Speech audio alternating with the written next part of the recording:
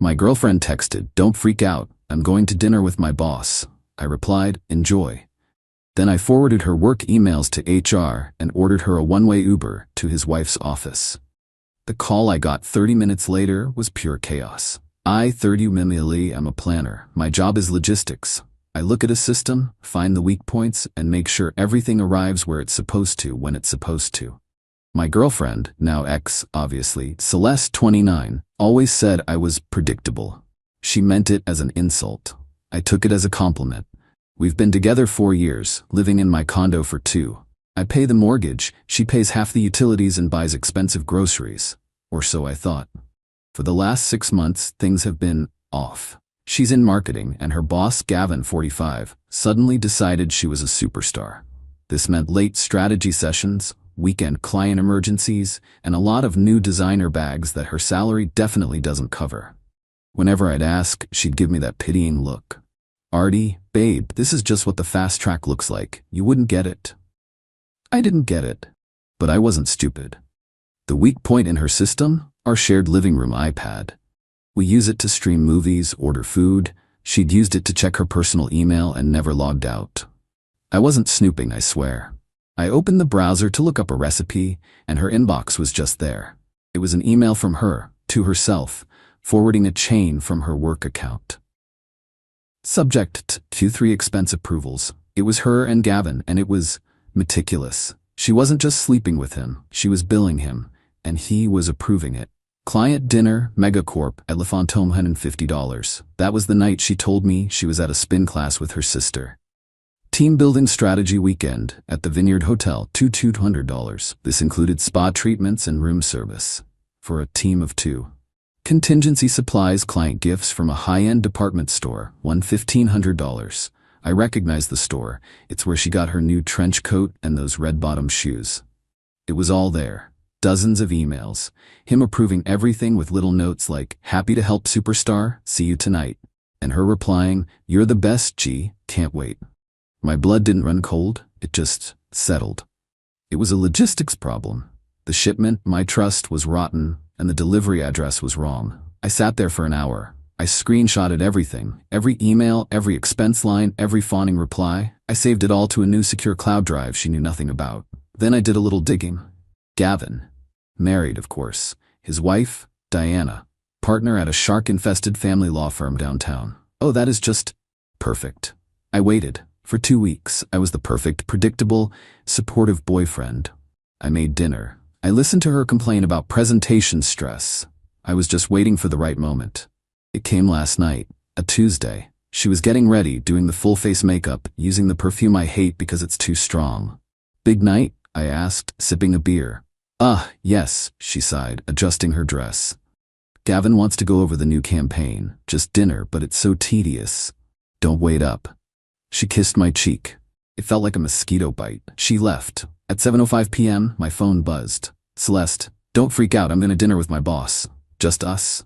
Big project. Behave." That condescending little wink, that was the green light. I replied, "Enjoy." Then I executed the plan. 7:06 p.m., I opened a fresh, anonymous email account. I drafted a message to the head of HR and the chief financial officer at her company. Subject, urgent, expense report, fraud and misuse of funds. Gavin, last name's department. Body. To whom it may concern, I am a concerned employee. Gavin, last name, has been using company funds to finance an affair with his subordinate, Celeste. They have been filing fraudulent expense reports for months. I have attached just a few examples of hotel bookings, spa treatments, and luxury goods disguised as client dinners and team building. I suggest you audit his department immediately. I wish to remain anonymous. I attached the 10 most incriminating screenshots. Click Sent. 7:10 p.m., I opened the Uber app. I knew the restaurant. Gavin was predictable too. Le Fantôme, their client spot. Pickup, Le Fantôme, destination 121 Financial Plaza, the offices of Diana's law firm. 7. I sent a text to Celeste. "Change of plans, your ride is here." I blocked her number, blocked her on all social media, logged out of the shared iPad. I sat back, I turned on the TV. I didn't feel angry, I felt efficient. At 7:43 p.m. my phone rang. No caller ID. I let it ring twice. Answered. Silence, then panicked whispering. "Who is this?" It was Gavin. He sounded like he was in a closet. "Hello," I said pleasantly. "What did you do? What did you do?" She's at Diana's office. The Uber just left her there. She's in the lobby. Diana just called my cell. She saw her on the security feed." "What is happening?" He was hyperventilating. It was delightful. "Gavin, old sport," I said, using a nickname I'm pretty sure he's never been called. "That sounds like a terrible logistics problem. You've got a high-value asset in the wrong delivery zone, and it looks like your partner Diana is handling the receiving. This isn't funny. You have to call her. Tell her it was a joke, a prank." "A prank? Like billing your company for a spa day with your girlfriend? That kind of prank?" Dead silence. He knew. "Gavin," I said, my voice dropping.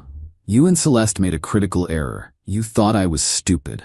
I'm not stupid. I'm thorough. Your superstar has been forwarding her work emails, the ones with the expense reports, to her personal account, on our shared iPad. You're not just a cheater, Gavin. You're an idiot. And you approved fraudulent documents. I think HR got my email about 30 minutes ago." I heard a sound, a muffled sob. "You're done," I said. "Both of you.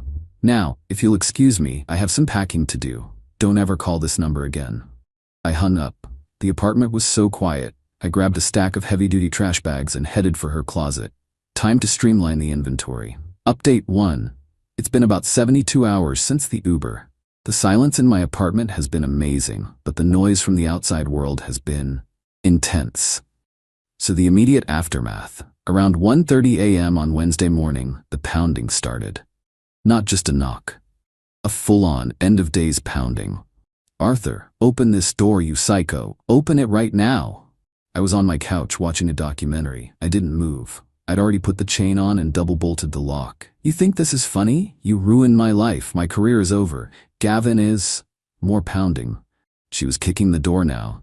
"I'm calling the police. I'll tell them you assaulted me." That was a mistake. I picked up my phone and started recording her threats. After about 10 minutes of this, she actually did it. 2 police officers showed up around 2 a.m. I saw the flashing lights through my blinds. I answered the door, chain still on. "Officer 1, sir, we received a call from this woman. She says you've locked her out of her apartment." Me, tired. "Officers, good morning. This is my condo. She was my girlfriend. She doesn't pay rent and isn't on the mortgage. We had a non-domestic breakup this evening. She's been threatening me for the last 20 minutes. I have a recording of her screaming she was going to file a false assault report." I held up the phone. The officers looked at each other, then at Celeste, who was now doing the hysterical crying thing. "Celeste, he's lying. He's crazy. He trapped me. He sent me to some witch's office." "Ma'am, where did he send you?" "My boss's wife's office. He's stalking us." "Sir, did you do that?" "Officer, I ordered her an Uber. She's an adult. She could have gone anywhere. She chose to make a scene." I looked at them. Honestly, I found out she was having an affair and stealing from her company, all while living in my home. I ended it. Now she's trespassing. This is a civil matter. And I'm happy to arrange a time for her to get her belongings with a civil standby, but I don't feel safe letting her in right now, especially after the false report threat. The cops were done. They told Celeste this was a civil dispute and that she couldn't be here. They told her she needed to find somewhere else to stay and contact me in the morning to arrange getting her things. She was livid. This is my home. I have makeup in there. My laptop. They eventually made her leave. I watched from the window as she stomped off to her car, the one I co-signed for, another problem for another day, and sped off. The next day, the real entitlement wave hit. My phone rang. Her mother, Brenda. "Brenda, Arthur, thank heavens. Celeste is here, and she is an absolute wreck. I think you owe her an apology." Me an apology? For what exactly? "For this stunt. You embarrassed her. You sent her to that horrible woman's office. You got her suspended. Gavin was fired this morning, Artie. Fired. They walked him out. All over a little mistake." Me, "Brenda, a little mistake is spilling wine. Billing your company for spa days and designer shoes to cover an affair isn't a little mistake. It's called fraud. She's lucky she's only suspended and not arrested." Her voice got cold. "She is an ambitious girl. Gavin was mentoring her. You're just a jealous, petty little man who couldn't handle her success. You've ruined her. All because your ego was bruised. My ego is fine, Brenda. It's her career that's in the toilet. She needs to get her stuff. I have 14 boxes and 8 trash bags packed. She can come Saturday at noon. I'll request a civil standby. You'll be hearing from our lawyer. She contributed to that condo. She bought avocados, Brenda. Good luck with that. I hung up. The fallout. I heard from a friend at a rival company that the news is everywhere in their industry. Gavin is toast. His reputation is gone. Diana, his wife, filed for divorce that night. She not only froze all their assets, but she's apparently countersuing his severance for the reputational damage and financial misconduct. She is, and I quote my friend, going nuclear. Celeste is suspended while HR does a full audit. Apparently the $1,500 client gifts were just the tip of the iceberg. She's been skimming for almost a year. I also got a lovely call from the auto loan company. Surprise! Celeste missed her last payment, the car I co-signed for, so I took care of that. I called a repo company, paid the retrieval fee myself, and had it towed from her parents' house this morning. It's my car now, legally. I'll sell it and pay off the loan. She can add Grand Theft Auto to the list of things she's explaining to her mom. Saturday is the big pickup. I've requested the standby. I'm expecting a full-blown tantrum. I'm making popcorn. Update 2 Saturday. Noon. The big day. As expected, it wasn't just Celeste. At 12 p.m. on the dot, my buzzer rings. I look at the camera. It's Celeste, her mother Brenda, and, oh good, her father Frank. Frank is a big guy who always looked at me like I was a faulty appliance. I buzz them up. The civil standby officer, Officer Miller, is already here. He looks like he'd rather be anywhere else. I open the door. The boxes are all piled neatly in my entryway. Officer, folks, let's keep this simple. Ma'am, you're here to get your belongings. No arguments, no drama. You get your things, and you leave. Mr. My last name will stay back here with me. Celeste, eyes red and puffy, just glares at me. Brenda immediately starts. Brenda, this is it? This is all of it? I don't see her high-speed blender or her antique mirror. The blender is in box 7. The antique mirror came from a home goods store 2 years ago. It's in the box labeled Fraggle. I packed everything that was hers. You think you're a big man, huh? Ruining my daughter's life. I oughta. Officer. Sir, step back. This is not a confrontation. You are here to move boxes. That's it. Frank looks at the cop, then at me, and snorts. They start moving boxes. Celeste is directing them like a queen, pointing at which ones to take first. Be careful with that. My shoes are in there. Then the entitlement hits its peak. Stops, looks at me. Where's my laptop? Me, it's in the black backpack, right there on top. No. My work laptop. I don't have your work laptop, Celeste. I assume you left it at the office when you were suspended. No, I left it here. You stole it. You stole it to get those emails. Celeste, I didn't need your laptop. You left your personal email open on the living room iPad. You forwarded the evidence to yourself. You were just sloppy. Her face goes white, then red. Frank and Brenda stop moving boxes. You what? You forwarded them? To back them up, it's not my fault. You idiot girl, you. People, we are not doing this. Get the boxes, leave. Now. They scramble. They get the last box out and Celeste stands in the doorway. This isn't over, Artie. I'm getting a lawyer. You unlawfully evicted me. You caused me emotional distress. You're going to pay for a new apartment for me. You owe me. Me owe you nothing, Celeste. You were a guest, and you're not a very good one. Goodbye. I close the door. Officer Miller nods at me. Good luck, man, and leaves. Peace. For about 2 days. Then the dirty trick arrived. A letter from a lawyer. Not a lawsuit, just a big, scary demand letter. It claims I maliciously and intentionally inflicted emotional distress and violated her tenant rights, which she never had. The demand: $10,000 for emotional distress and reputational harm, $3,500 for lost and damaged property, claiming her blender is now making a weird noise. She wants me to pay her security deposit and first and last month's rent for a comparable luxury apartment in the city. And the kicker: she demands the immediate return of a specific painting that was hanging in my study. The painting. It's this big, ugly, abstract thing she brought over one day. She claimed she bought it at a gallery show. I've always hated it. I go into the study. I look at this monstrosity. I take it off the wall. and there on the back of the frame is a small metal tag. Property of Gavin's company, Executive Loan Program, art piece number 088B. The woman didn't just steal office supplies, she stole the art. Gavin must have just let her walk out with it. This painting is probably worth thousands. I start laughing. I can't help it. She just demanded in a legal letter that I return stolen property to her. I picked up my phone, I didn't call my lawyer, I pulled up that anonymous email account again, to Director CC Diana's public email at her law firm. Subject urgent, expense report fraud, additional information.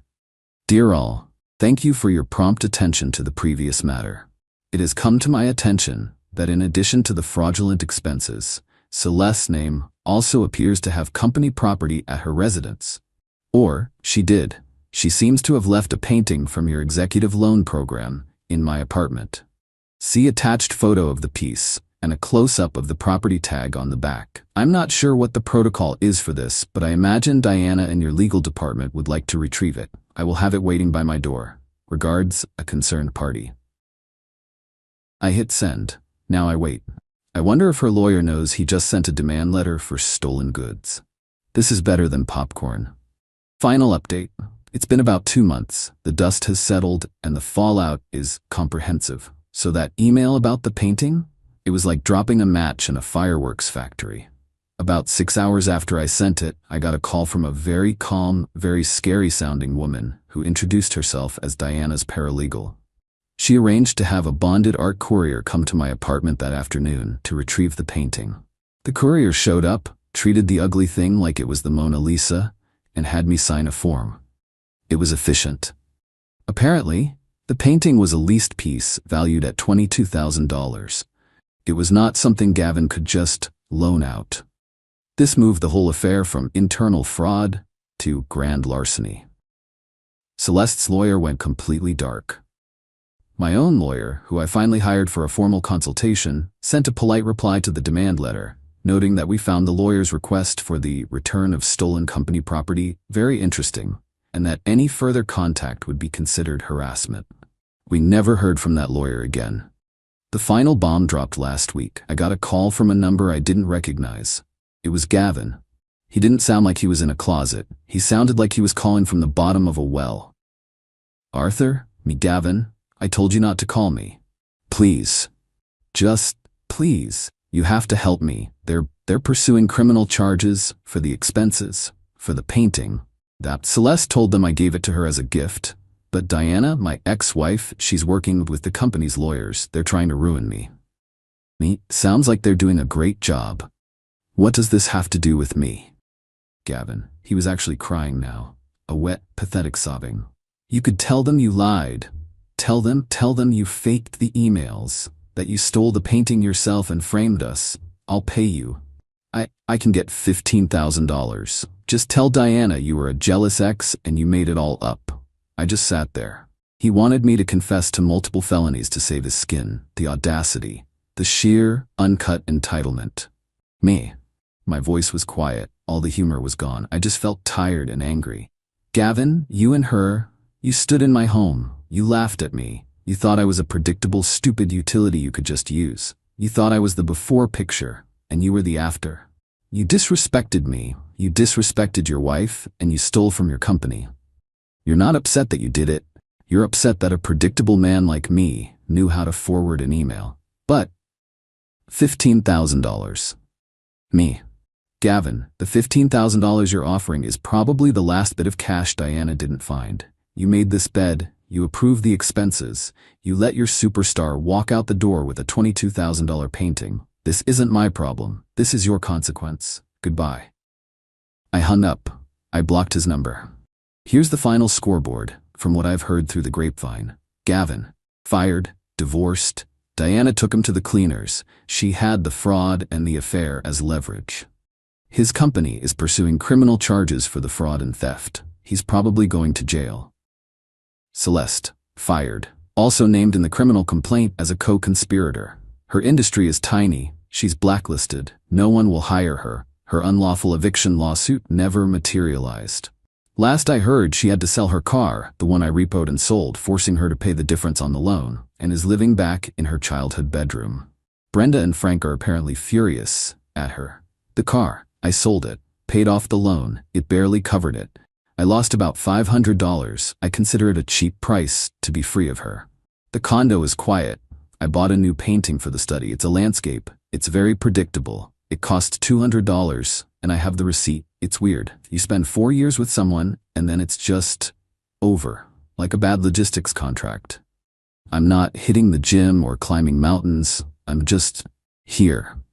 I'm processing the fact that the person I loved was a narcissistic thief. It stinks. It's a betrayal that leaves a mark. But then I look at the new painting, I order a pizza, I open a beer, and I enjoy the silence. She wanted the fast track. She just didn't realize it was a one-way train, and I was the one who forwarded the switching manifest. She was right. I am predictable. I predict that when you mess with a man's home and his trust, you end up in a world of trouble. System corrected. Shipment delivered.